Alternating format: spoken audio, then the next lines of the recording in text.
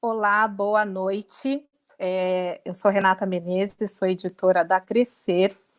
E hoje a gente está aqui para falar sobre um assunto muito importante, que é cardiopatia, né? E só para lembrar vocês que não assistiram ainda a essa nossa série, né? Que a gente tem outras 2 lives também sobre como cuidar da criança no outono e inverno, sobre calendário vacinal. Então, se vocês... Vamos ter uma próxima, que é também sobre prematuridade, como está aparecendo aí. Mas hoje o nosso assunto vai ser cardiopatia. E a gente está aqui com o doutor Marcelo Jatene. O Marcelo é cirurgião cardíaco pediátrico. A doutora Ieda Jatene, que também é cardiologista pediátrica. Os dois são do HCOR. Estamos também com a Violet, que é a nossa leitora, que tem o Isaac, de 5 anos, e o Arthur, de 2 anos, que nasceu com cardiopatia, né, Violet? E antes de chamá-los só para esse bate-papo, queria avisar que vocês podem mandar as suas questões pelo nosso chat, que aparece aí para vocês, e eu também queria agradecer a ABVE por tornar esse nosso papo possível. Então, boa noite, doutores. Boa noite, Violet. Boa noite, doutores. Vocês me ouvem bem? Boa noite. Muito bem. Então, tá bom.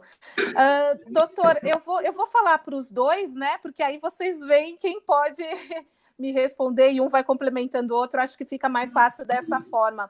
Mas a primeira pergunta que eu queria fazer para vocês é em relação a dar uma explicação mesmo do que é a cardiopatia. A gente pode falar o que está por trás, né, da cardiopatia, se o problema é um problema genético, como que é possível, na verdade, a gente definir uma cardiopatia e o que é para quem está nos assistindo?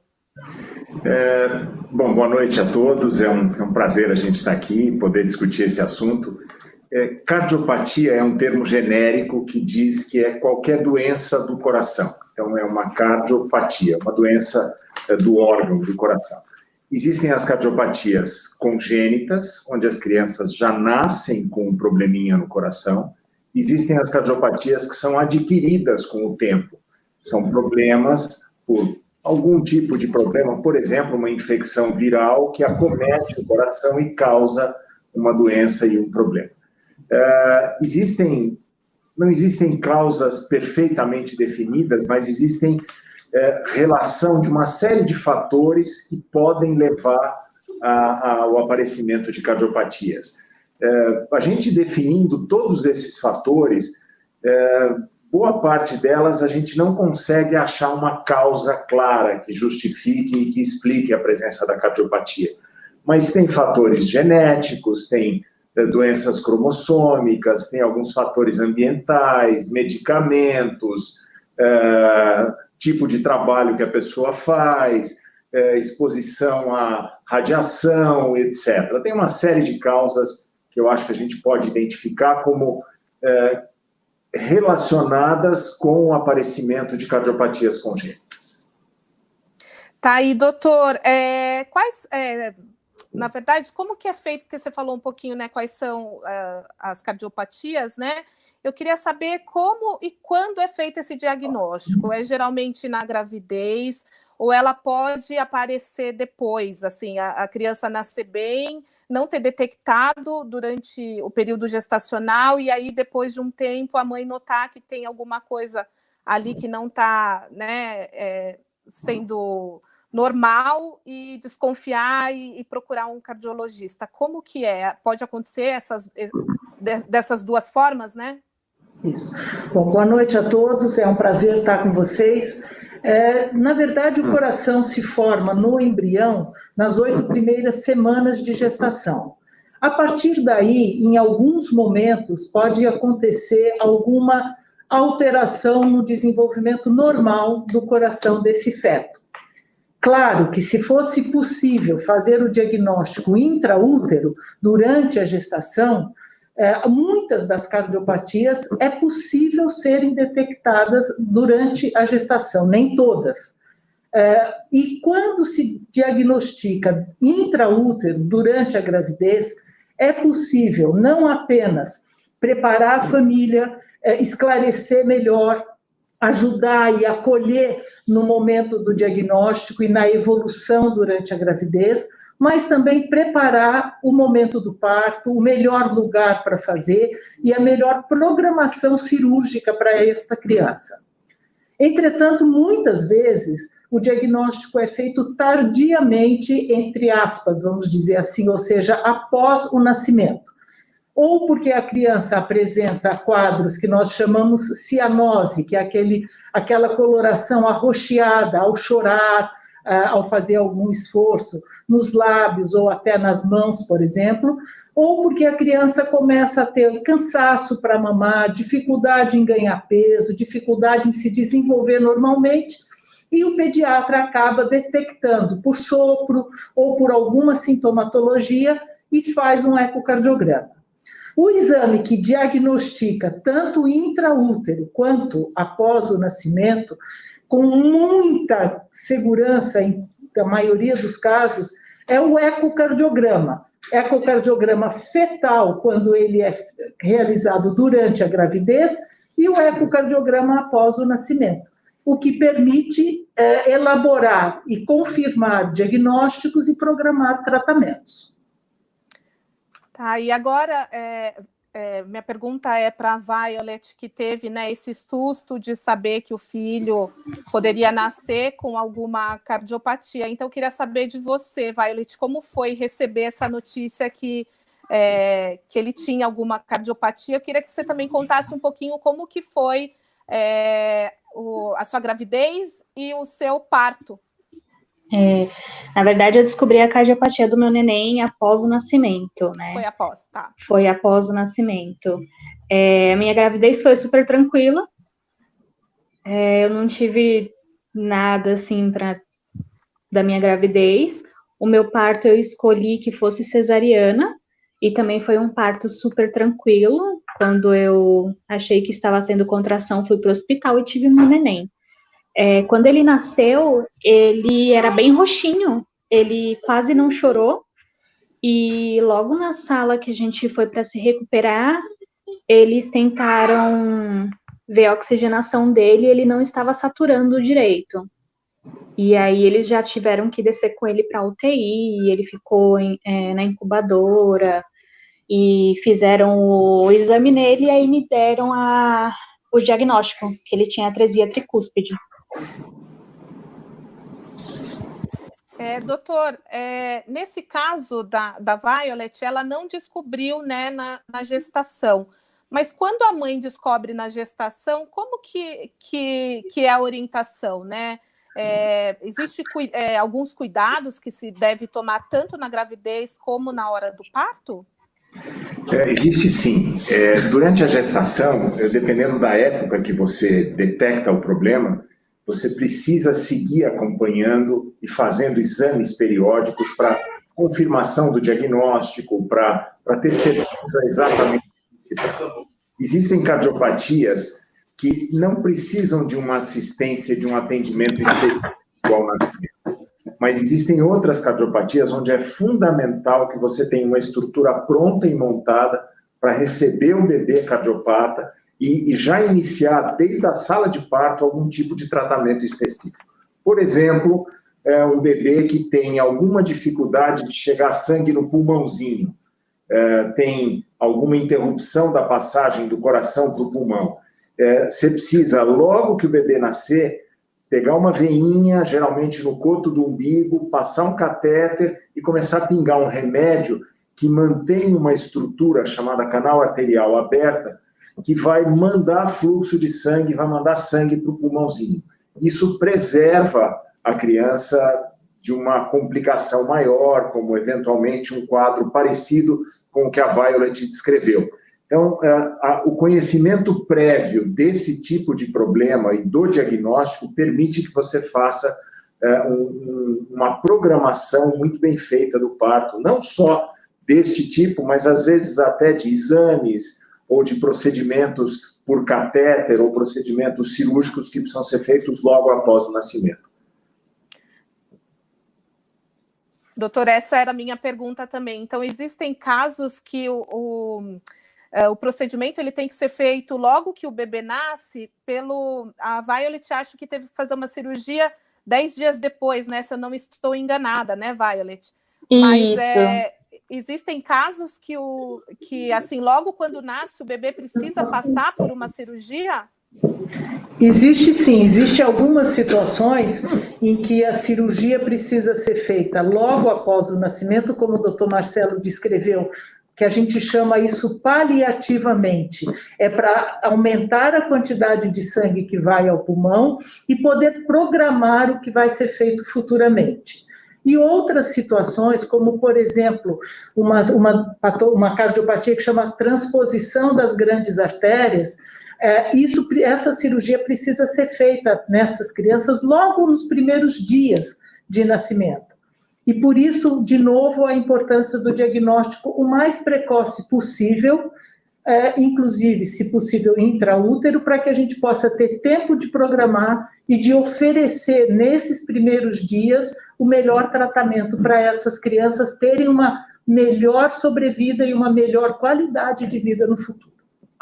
Tá, joia. Doutores, a gente já está recebendo aqui muitas perguntas e tem uma da Iamar Ramos, que ela pergunta que ela tem o primeiro filho dela nasceu com cardiopatia congênita, foi do primeiro casamento, e ela quer saber se existe a possibilidade dela ter o segundo filho de outro casamento também com cardiopatia. Isso é hereditário? Pode responder. Hereditário é o que passa de geração para geração, né? O que precisa ser visto é se essa cardiopatia que ela teve do primeiro casamento não foi uma obra do acaso, foi um acidente de percurso, vamos chamar assim, e ela teria, eventualmente, a possibilidade de ter um bebê sem cardiopatia nesse segundo casamento, nessa outra tentativa. O que a gente recomenda é que se faça um exame, na verdade é um exame, é um aconselhamento genético, que se procure um geneticista para que você, junto com o seu esposo, possa fazer alguns exames e colher algumas informações para avaliar o risco e a possibilidade de você, eventualmente, ter uma cardiopatia. Às vezes, os exames conseguem fornecer informações muito consistentes de que, olha, existe um risco calculado de tanto que você possa ter um bebê com cardiopatia. Ou, ao contrário, esse risco é mínimo, é muito pequeno, então vamos adiante nessa possibilidade. Então, claro, existe a possibilidade, mas não é uma certeza, não é o fato de ter tido que vai fornecer a chance de ter. Existem muitas famílias, muitos pais que têm 2 filhos normais e aí tem um bebê com cardiopatia, ou que tem um bebê com cardiopatia e depois tem outros filhos normais. Então, existe de tudo nesse universo, nesse processo todo. E conhecidamente existe alguma relação com mães que tenham cardiopatia, que tenham sido tratadas na infância e quando engravidam podem ter uma chance de 3 a 5% de ter um filho com cardiopatia, não necessariamente a mesma cardiopatia dela. Então, isso é uma chance um pouquinho maior do que a população geral, mas não necessariamente isso acontecerá. Tanto a mãe quanto o pai, se tiveram cardiopatia congênita, isso pode aumentar em algum grau os filhos terem. Não significa que seja hereditário, pode ter. E por isso o aconselhamento genético nessas situações é bastante recomendável. Então, doutores, eu gostaria de saber também se existe algum fator externo durante a gravidez, né? Alguma situação, por exemplo, cigarro, álcool, que pode contribuir para que a criança tenha alguma cardiopatia ou não. É realmente um problema que pode acontecer independente de fatores externos. Pode acontecer independente de fatores externos, mas esses fatores que você citou, com certeza estão relacionados com uma maior incidência de problemas durante a gravidez. Não necessariamente só cardiopatias, mas em especial cigarro, algum outro tipo de droga, pode provocar problemas na placenta e isso comprometer o crescimento do bebê e comprometer a evolução normal do bebê durante a gestação.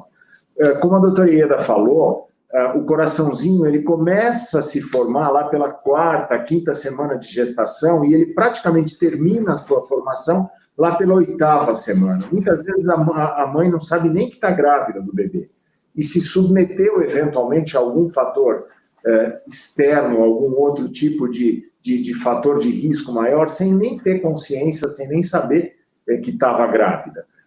Então, existem vários tipos de influência, mas algum tipo de influência após a 8ª, 9ª semana não vão causar problemas no coração, vão causar a cardiopatia. A cardiopatia já está definida desde o começo da formação do coração.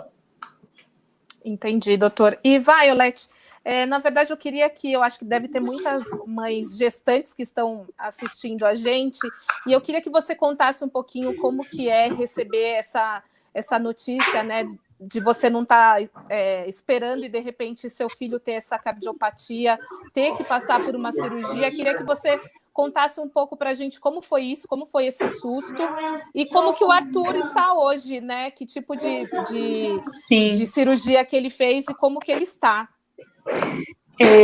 Receber a notícia é desesperador, né? A gente fica meio que sem chão. Quando aconteceu, a gente ficou bem sem chão mesmo.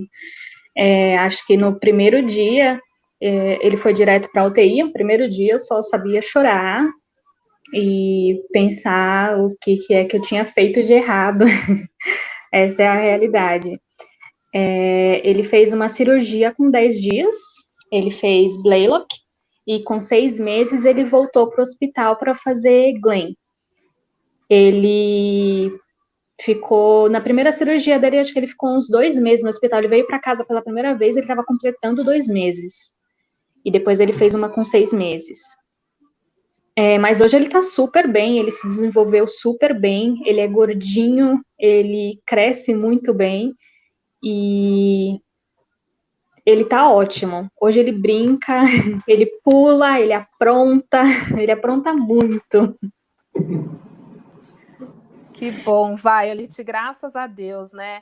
E, doutor, mais uma dúvida, e tem aqui várias pessoas também perguntando, né? Essa criança com cardiopatia, como que devem ser os cuidados depois, né?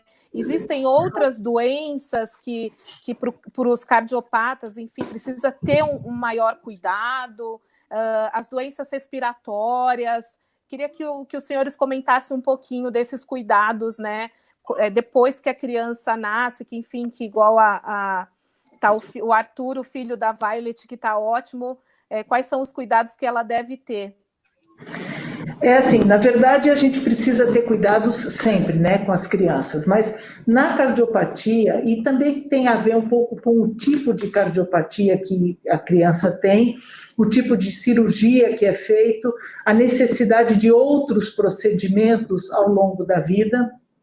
Mas o fato é que é sempre importante você manter essa criança. Por exemplo, a vacinação é um aspecto muito importante. A criança com cardiopatia congênita deve seguir o mesmo calendário de vacinação de qualquer criança nos dias atuais.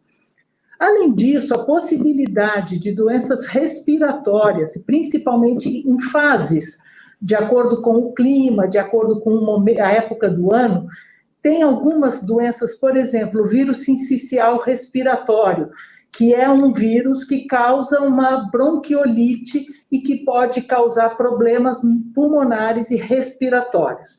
Então, o uso de a prevenção desses quadros, e exatamente prevenindo essa doença por vírus sincicial respiratório, é a palivizumab, que é uma recomendação para crianças cardiopatas com idade inferior a 2 anos de idade, com qualquer tipo de cardiopatia que tenha repercussão hemodinâmica, quer dizer, que mostre sintomas dessa criança, ou por cansaço, ou por ficar roxinha, dificuldade de ganhar peso, e que precise usar medicação para que esta criança se mantenha mais estável.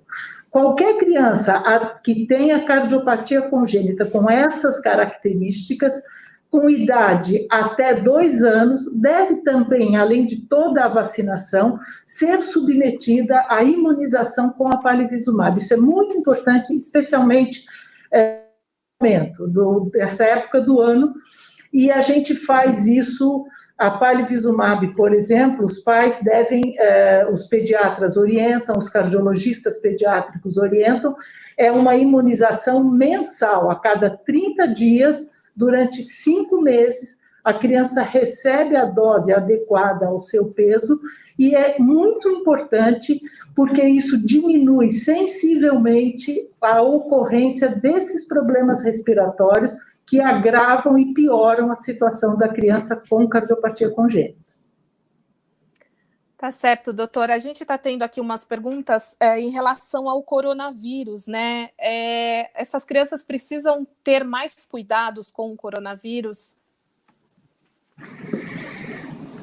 Esse é um assunto que ainda está em evolução. O conhecimento ainda está sendo divulgado e a gente não tem ainda uma definição perfeita, mas como regra geral, sim, claro, precisa ter sempre mais cuidado, porque a cardiopatia não deixa de ser um fator que a gente pode considerar um fator de risco nos casos de pacientes que pegariam o vírus do coronavírus. A gente já tem algumas casuísticas pelo mundo mostrando que, primeiro, a incidência de coronavírus em crianças com cardiopatia não é alta. Ela não parece afetar tanto a população de crianças cardiopatas como afeta outras populações de pacientes mais velhos e de pessoas adultas. Então, esse é um fator. Não se identifica nenhum fator de proteção pelo fato de ter a cardiopatia, ao contrário, elas estão expostas a riscos, e então eu acho que como regra geral para a condução do coronavírus e prevenção, se procurar, na medida do possível, minimizar todos os potenciais riscos de contaminação com o coronavírus, principalmente porque a gente ainda não tem total conhecimento das consequências e das repercussões que isso vai causar. Tá certo. Violet, como que você tem, como está sendo a rotina de vocês e os cuidados, né, tanto do Isaac como do Arthur, né, com essa pandemia, e como os doutores falaram da carteira de vacinação, né, você conseguiu vaciná-los, teve alguma dose que eles tiveram que tomar durante a pandemia? Como que você fez? No caso, quando começou a quarentena, tanto eu quanto meu marido, a gente fica em casa, né? Ficou em casa, a gente está em casa desde então. E a gente tá nessa pegada, a gente só sai se for realmente necessário para ir. O que a gente puder fazer online, a gente faz, as compras online, tudo que a gente puder fazer online, a gente faz. E os meus filhos, o Arthur teve que tomar a última da palivizumab dele, que ele foi ao hospital, ele teve que tomar a última, mas foi realmente, eles deixaram a gente numa sala completamente separada, e foi bem bacana, foi bem separadinho. Tá certo. Doutor, como deve ser o esquema de rotina médica para uma criança que tem cardiopatia? Isso depende um pouco do tipo de cardiopatia.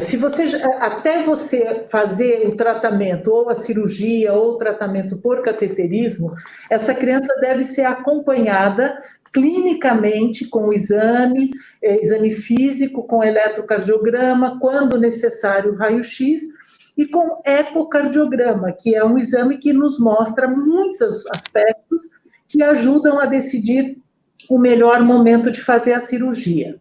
Depois de operada ou depois de tratada essa criança, geralmente são necessários acompanhamentos com 1 mês de operado, 3 meses, 6 meses, 9 meses, 1 ano, isso vai depender da cardiopatia e da evolução, mas dificilmente, e vai se espaçando isso com o passar do tempo, mas dificilmente a gente consegue dar alta, a não ser em cardiopatias muito simples, que não tenham realmente nenhuma repercussão após o seu tratamento, e a gente consegue liberar essas crianças.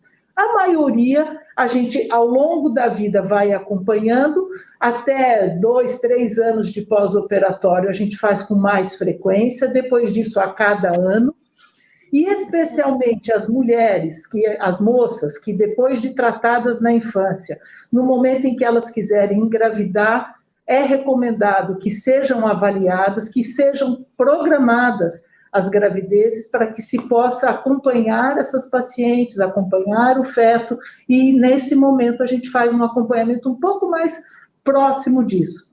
Mas, em geral, eles têm uma qualidade de vida bastante boa, próxima da normalidade, entretanto, não podendo realizar esportes competitivos, na maioria dos casos, com algumas exceções, mas a gente tenta sempre, tanto os meninos quanto as meninas, dar a eles uma qualidade de vida e uma participação social o mais próximo de crianças da faixa etária ao longo da vida, conforme isso vai acontecendo. E, doutor, a gente pode dizer que existe cura para a cardiopatia? Que a criança fica curada depois que ela passa por um procedimento, ela sempre vai precisar de um acompanhamento? Não, é isso que a doutora Ieda falou. Eu acho que a gente pode, sim, em algumas cardiopatias, dizer que a cardiopatia está curada.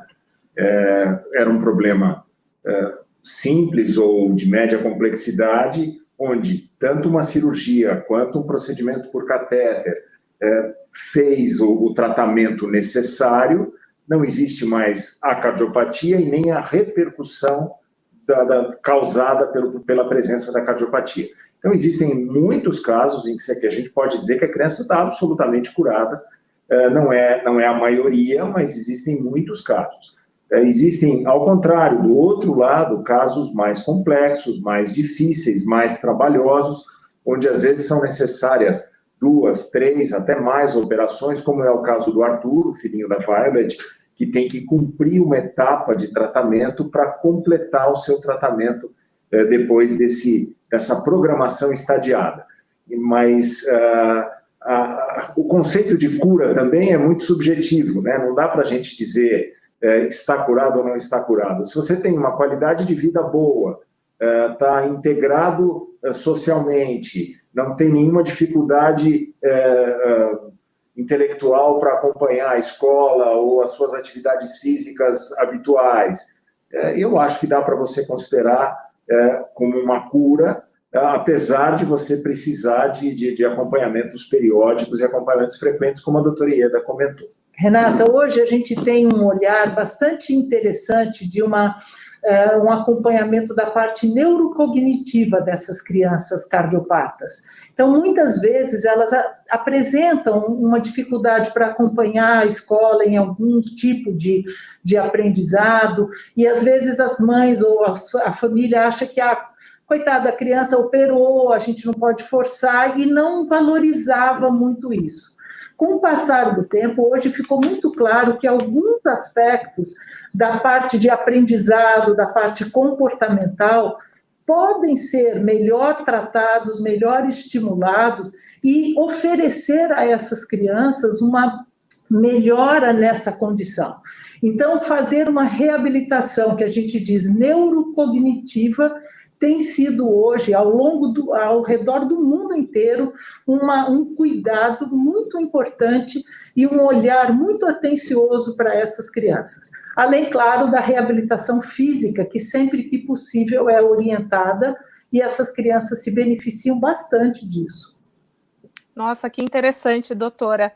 E até é uma próxima pergunta que eu queria fazer para você, Violet. Como que você faz, né? Você tem 2 filhos, né? O Isaac, que tem 5 anos, e o Arthur, que tem 2. Eu acho que por conta dele ter passado, enfim, por essas cirurgias, né? Ter precisado mais, né? Enfim, de vocês. Como que você faz para ele ter uma rotina normal, vocês não supervalorizarem, né? Na verdade, ficar mais próximo do Arthur, tentar equilibrar, né? Essa coisa para que eles tenham o mesmo peso e a mesma medida, digamos assim, né? Para não ficar...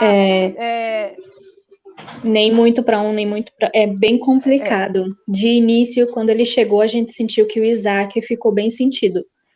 A gente tenta se policiar todos os dias para não deixar isso acontecer, né? No caso, a gente tenta fazer tudo que a gente faz para um, a gente faz para outro.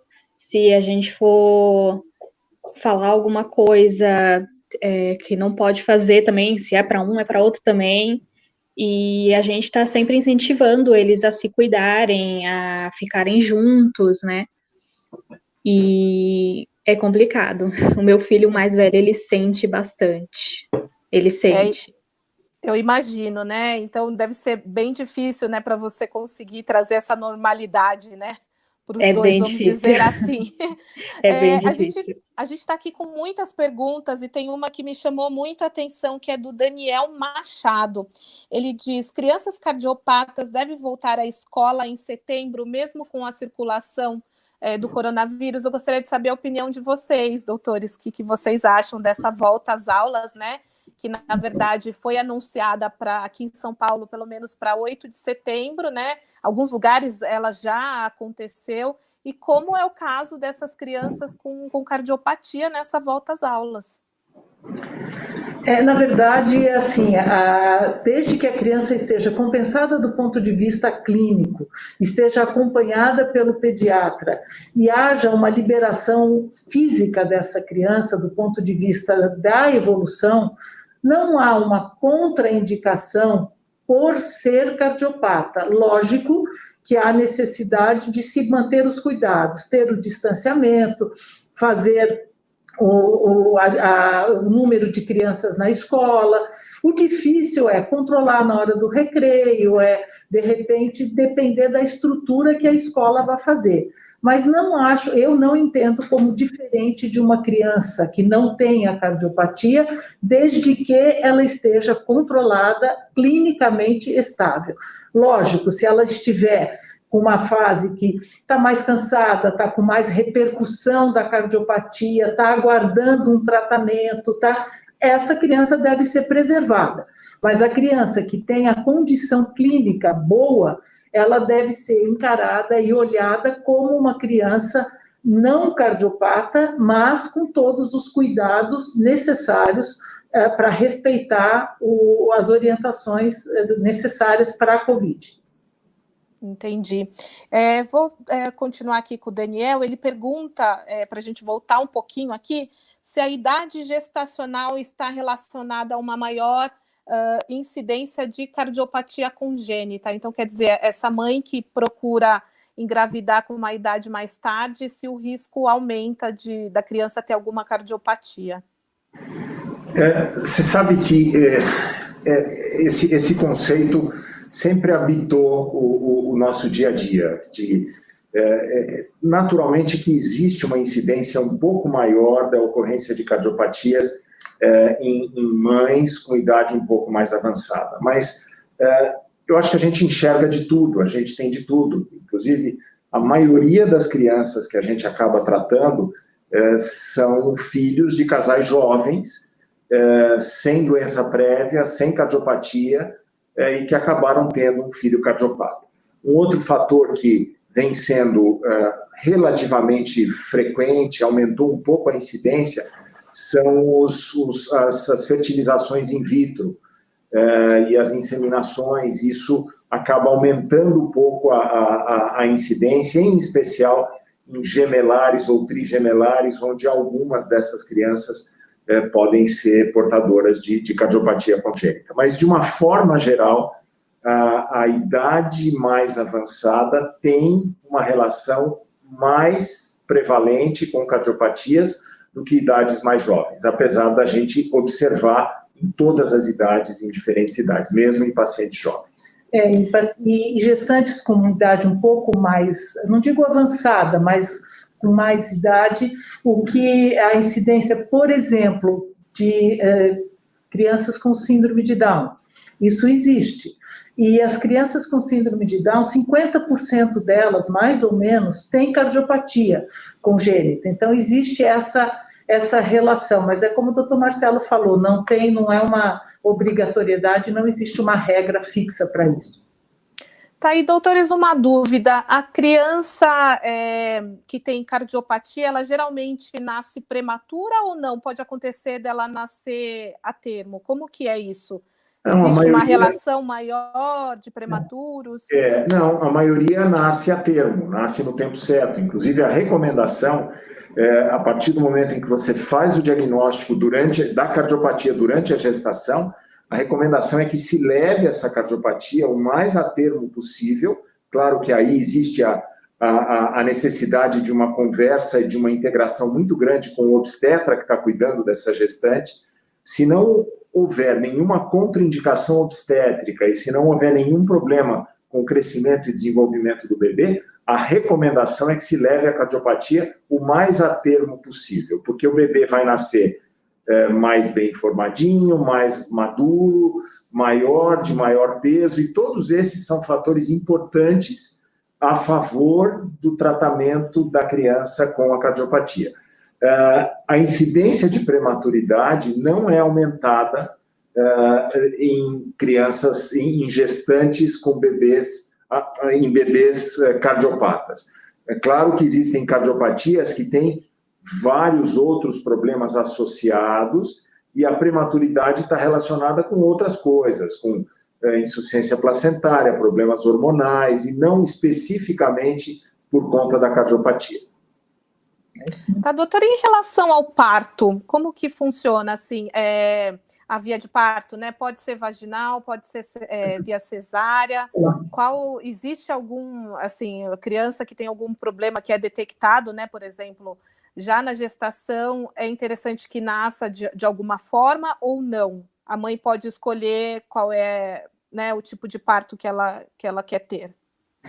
Até pouco tempo atrás se considerava que deveria se fazer cesárea, porque era um parto programado, era um parto em que a criança teria mais segurança, mas com o passar do tempo e com essa integração muito grande entre o obstetra, o neonatologista que atende a criança logo no parto, o cardiologista pediátrico que também ajuda na decisão, tem sido uma tendência, sempre que não haja contraindicação obstétrica, o nascimento via vaginal, o parto normal. Então, hoje, não existe uma orientação, como existiu no passado, de se fazer cesárea. Hoje se tem uma conversa muito mais próxima e muito mais adequada, uma vez que também o parto normal é muito melhor do ponto de vista de recuperação da mãe, em termos de repercussões de uma para a mãe. Então, sempre que possível, e quando não há contraindicação obstétrica, a opção tem sido via parto normal. Só um detalhe, Nata, só para acrescentar, casos de crianças com cardiopatias complexas e graves, que a gente sabe que vão precisar ser tratadas imediatamente, esses a gente costuma recomendar que seja feita uma cesárea programada num horário adequado, de preferência no começo da semana, para que a gente evite situações onde a criança possa nascer, por exemplo, à noite ou num fim de semana, onde a estrutura hospitalar não está 100% adequada para atender essa criança. Mas fora isso, é o que a doutora Ieda por exemplo, aqui no Hospital do Coração, nós temos uma unidade fetal e aqui a nossa orientação ainda é programar a cesárea, porque nós não temos obstetra 24 horas e não temos um serviço de maternidade, que é como o doutor Marcelo está dizendo. Nos hospitais que são maternidade, essa escolha pode ser feita diferente. Aqui ainda nós fazemos com programação, exatamente evitando a madrugada, o fim de semana, a noite, essa falta, nós temos que ter uma estrutura preparada para poder atender da melhor forma, como nós temos. Tá, e doutora, já que a gente está falando de estrutura, veio uma pergunta aqui do Rolf Viana, não sei se os senhores conseguirão responder, mas enfim, ele quer saber se os hospitais no Brasil, tanto da rede pública como na privada, eles estão preparados para cirurgias em bebês cardiopatas, né? E como que essas unidades estão distribuídas por estados. A gente quer dizer, tem bons hospitais preparados para fazer esse tipo de cirurgia, ou muitas vezes é preciso, enfim, procurar um outro hospital específico, né? Falando de uma coisa mais abrangente Brasil, né? Porque a gente sabe que tem alguns hospitais que têm uma estrutura muito pequena, né? E não é como aqui, por exemplo, em São Paulo, que a gente tem bons hospitais, né? E todos estão preparados, precisa de um equipamento, enfim. Precisa ter uma sala muito equipada, né? Especialistas. Se vocês pudessem contar um pouquinho para a gente como que isso pela vivência de vocês, enfim, como que isso acontece aqui no Brasil. Eu acho que dá para a gente dizer com tranquilidade que a maioria das capitais dos estados brasileiros tem estrutura e serviços que conseguem oferecer tratamento para a grande maioria das cardiopatias. Claro que existem algumas exceções de situações, cidades e serviços com menos vivência, menos experiência no tratamento de cardiopatias, mas eu diria que a grande maioria dos serviços, a grande maioria das cidades, em especial das capitais e algumas cidades do interior, tem estrutura para atender. Eu acho que a gente pode separar um pouquinho os mundos, né? O mundo do serviço público, do SUS e do serviço privado. Recentemente, a Sociedade Brasileira de Cirurgia Cardiovascular, com seu departamento de cirurgia cardíaca pediátrica, e a Sociedade Brasileira de Cardiologia, com seu departamento de cardiologia pediátrica, e a Sociedade de Hemodinâmica e a Sociedade Brasileira de Pediatria fizeram uma análise situacional da maioria dos serviços públicos distribuídos pelo Brasil. A gente tem registrado no Ministério da Saúde, pelo SUS, perto de 60 serviços distribuídos pelo Brasil inteiro. E alguns desses serviços são muito bem estruturados, com cirurgiões experientes, estrutura hospitalar adequada, e outros serviços são serviços menores, que prestam uma excelente contribuição no tratamento de cardiopatias, mas às vezes têm a sua deficiência em tratar cardiopatias mais complexas. Isso está sendo constantemente analisado e constantemente estudado no sentido de sempre melhorar a estrutura distribuindo pelo Brasil de uma forma mais igualitária. Mas, de uma forma geral, claro que existem serviços com mais experiência e com mais estrutura e com mais casuística para tratar as cardiopatias, distribuídos estrategicamente na maioria das regiões do Brasil, e inclusive hospitais onde existiam deficiência nesse tipo de tratamento, o próprio HCOR, num vínculo que ele tem com o Ministério da Saúde, através de um programa conhecido como PROAD-SUS, fez a capacitação de muitos desses hospitais. Por exemplo, em Manaus, São Luís do Maranhão, Palmas de Tocantins, existem projetos para outros serviços de outros estados, identificados pelo Ministério da Saúde, e uma parceria com o HCOR no sentido de treinamento de equipe multiprofissional para atendimento dessas crianças. Nós estamos avançando, eu acho que a gente ainda tem muito para conquistar, mas eu acho que a gente está avançando e tentando suprir cada vez mais a ausência e a deficiência no tratamento dessas cardiopatias. Tá, joia. Tem uma pergunta aqui que é da Renata Queiroz. Ela fala que o bebê dela foi diagnosticado na maternidade no dia 3/7 com o mesmo problema do filho da Violet e esteatose pulmonar. Como a gente não falou um pouquinho específico, eu queria que os senhores comentassem um pouquinho o que é, né, até para essa mãe que está aí com um filho recém-diagnosticado com cardiopatia. Às vezes não precisa tratar. Dependendo um pouco do grau da estenose pulmonar, não é necessário tratar no momento, porque a atresia tricúspide, ela tem basicamente 3 tipos de comportamento de acordo com o grau da estenose. Pode ser desde praticamente fechada a válvula pulmonar ou não existente, uma estenose pulmonar menos importante ou sem estenose pulmonar. Então, se a atresia pulmonar tem uma estenose, a atresia tricúspide tem uma estenose pulmonar que não é muito importante, ela funciona como que uma proteção e permite que se possa decidir o primeiro procedimento ao redor do 3º mês de vida, sem necessidade de se fazer nos primeiros dias. Então, por isso é importante ela procurar o cardiologista pediátrico, acompanhar com o ecocardiograma e ser escolhido o melhor momento para a cirurgia. Tá, joia. Tem mais uma pergunta aqui do Newton, que ele fala qual é a validade efetiva do teste do coraçãozinho. Queria que os senhores também comentassem um pouco sobre esse teste, que a gente ainda não falou.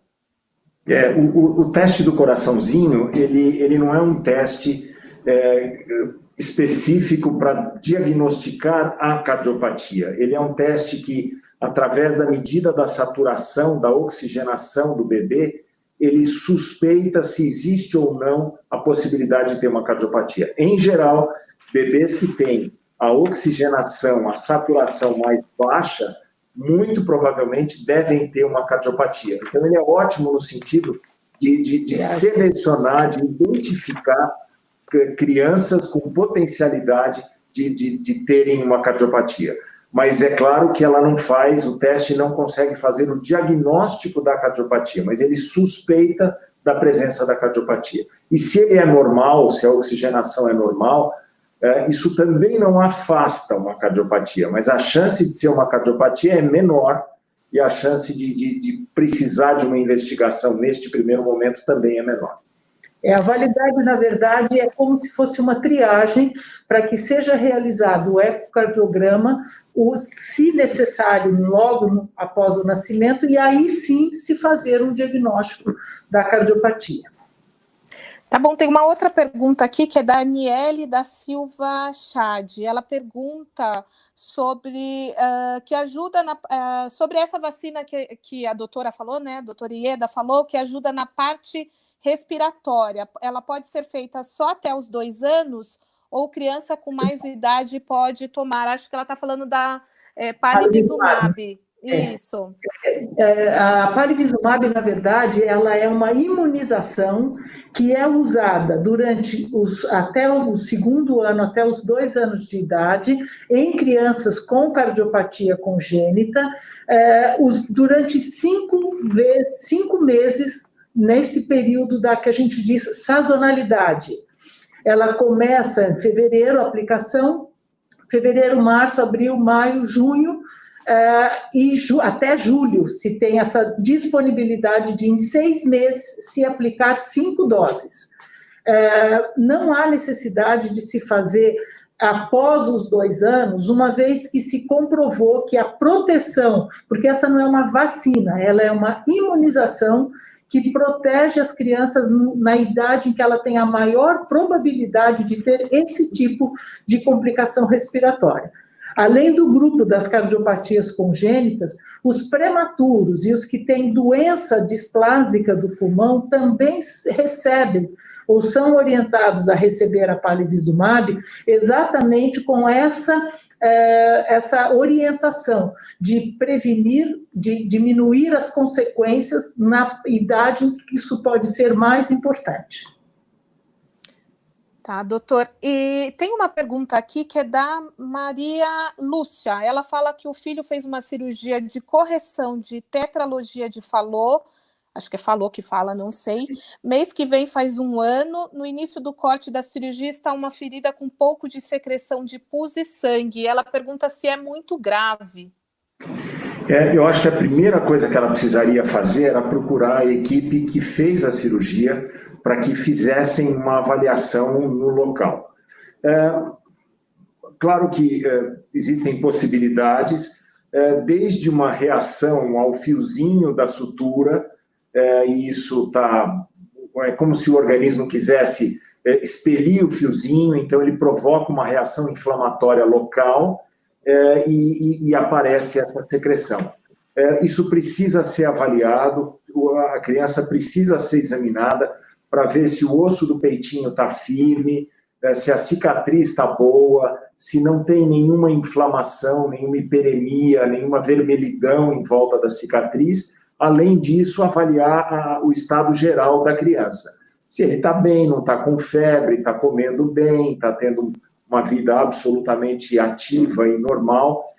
Se não houver nenhum desses fatores, não tiver vermelhidão, eu posso me arriscar a dizer, sem ver, claro, que não deve ser nada muito grave, mas acho que a mensagem principal é procurar o cirurgião e a equipe cirúrgica que realizou o procedimento para fazer a avaliação pessoalmente. E Violet, o Arthur, ele vai precisar passar, né, mais para frente por outra cirurgia, e eu queria saber como que fica isso para vocês, né? Na verdade, acho que será a terceira, né, pelo que eu contei aqui do que você já me falou, e eu queria saber como que vocês passam, né, dia a dia pensando nisso, como que vocês têm, você e sua família, seu esposo, como que vocês conseguem manter, né, essa tranquilidade, essa calma, sabendo que seu filho novamente vai passar por uma cirurgia num órgão tão delicado e tão vital que é o coração. Na verdade, ele vai precisar fazer agora a Fontan. A gente estava marcada ela mais ou menos uns 3 anos, que a cardiologista queria fazer.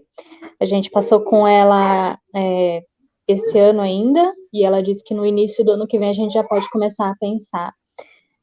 Bate aquele desespero básico que a gente tem mesmo, mas a gente tenta se manter calmo, e é uma coisa que ele precisa passar para se desenvolver, e eu, principalmente, depois que o Arthur nasceu, eu comecei um acompanhamento com psicólogo, e a gente se mantém na fé que vai dar tudo certo, e que essa vai ser mais uma cirurgia, mais uma história que a gente vai contar para ele mais tarde.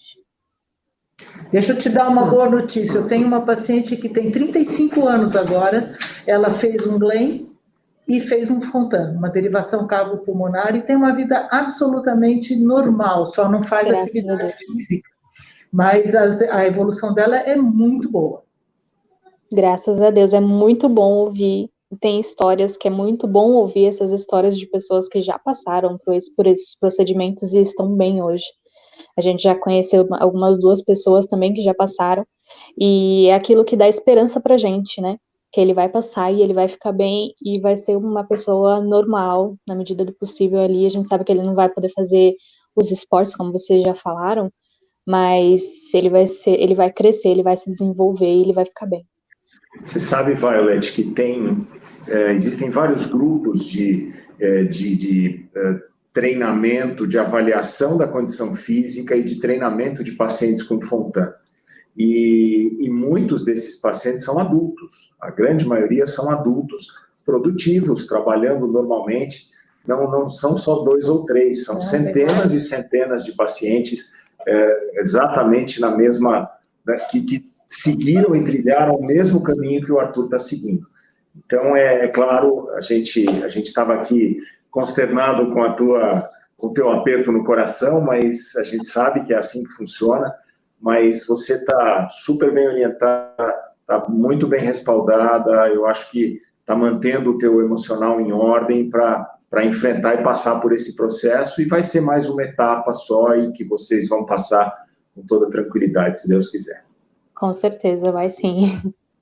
Como é confortante, né, ouvir isso, Violet. É muito. E a gente já está aqui se aproximando de 1 hora, e eu queria, na verdade, que você falasse um pouquinho, Violet, fizesse as suas considerações finais e conversasse um pouquinho com essas mães, né, que receberam ou que estão grávidas e já conseguiram, né, detectar que a criança vai nascer, que o bebê vai nascer com alguma cardiopatia, ou essas que estão passando por essas fases críticas.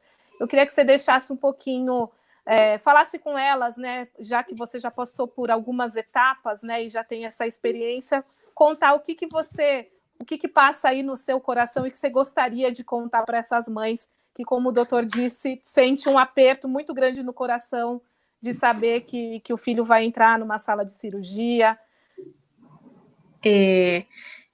Uma coisa realmente muito complicado. Eu sei como é que se sente você vê o seu neném indo para a cirurgia e você se sente um nada, né, na verdade. Você acha que você não consegue fazer nada.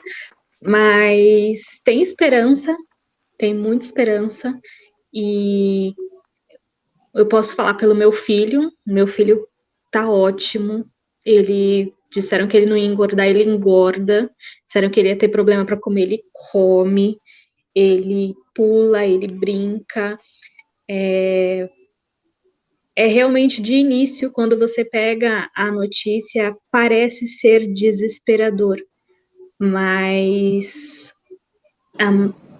vai dar certo. Com certeza vai dar certo.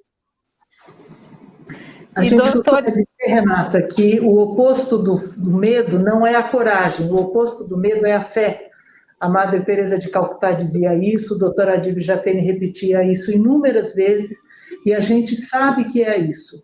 Ter medo é normal, estar preocupado é mais do que normal, mas, acima de tudo, a fé e a esperança de que está oferecendo o melhor e que quem vai tratar vai fazer da melhor forma. Acho que isso é um conjunto que é o mais importante. Doutora, eu realmente queria encerrar perguntando para vocês, né, como que é essa orientação que você passa para os pais. Eu me colocando aqui no lugar, né, de pais que passam por isso, eu acho que devem chegar muitas pessoas muito desesperadas no consultório de vocês. E eu queria saber qual é essa orientação, né, como que vocês conseguem conduzir esses pais e tentar, né, enfim, acalmar um pouquinho o coração deles num momento tão complicado que é quando você descobre, né, que seu filho precisa passar por uma cirurgia do coração ou que tem alguma cardiopatia. Renata, eu acho que o primeiro ponto é você fornecer informação para a família. Você precisa situar a família dentro do problema.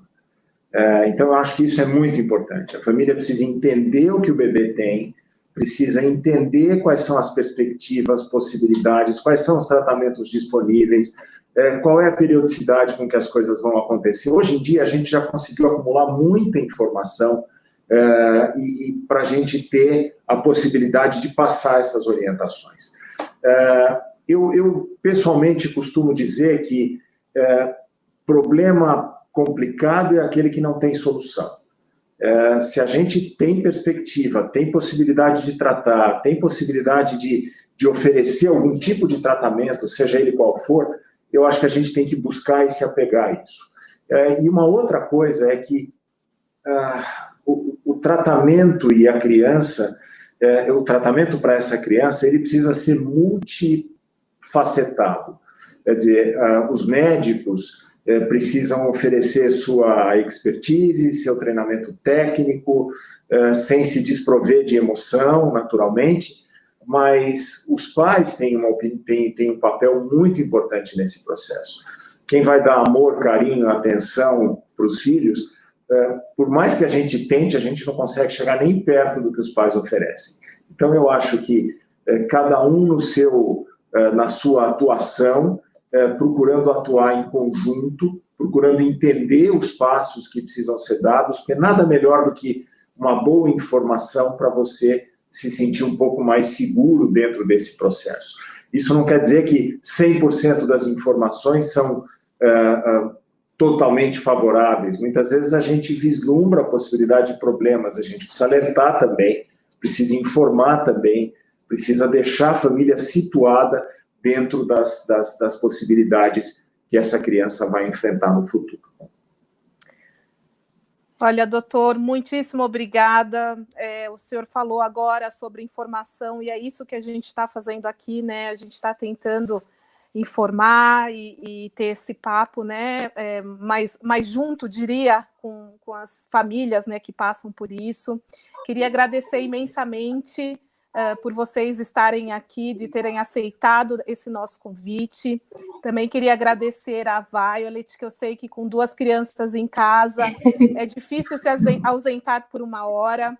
Queria agradecer a Abby por ter tornado esse nosso papo possível e dizer que a gente tem mais uma live a semana que vem, nesse mesmo horário, às 20h, sobre prematuridade, e que a gente espera vocês. Então, gostaria de desejar uma boa noite para todo mundo, e como disse a doutora Ieda, nós temos que ter muita fé, e como disse o doutor Marcelo, a gente precisa, para tudo que tem solução, tem um jeito, né, doutor? Então, é nisso que a gente precisa se agarrar. Muito obrigada, uma ótima noite para vocês. Boa noite. Obrigada, boa noite. Obrigada, Boa tchau, noite, tchau. obrigada.